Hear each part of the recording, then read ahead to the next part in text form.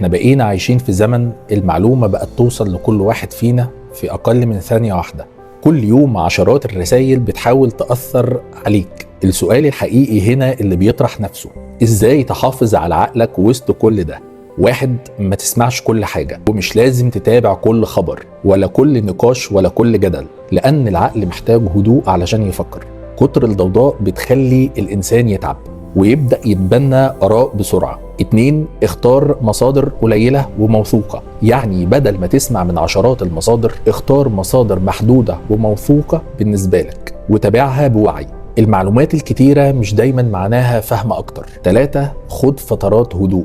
العقل بيحتاج أوقات ما يستقبلش فيها أي شيء، يعني وقت بدون أخبار والسوشيال ميديا ونقاشات. الهدوء هنا بيساعد العقل يرتب أفكاره. 4، ركز على الفهم مش الجدل، لأنه في عالم اليوم الجدل أسهل من الفهم، لكن العقل الواعي مش دايما بيدور على إنه يفوز في النقاش.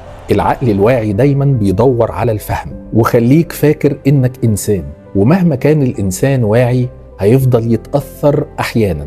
الوعي الحقيقي مش إنك تتجنب كل المؤثرات، لكن إن يكون عندك إدراك ليها وقت ما تحصل.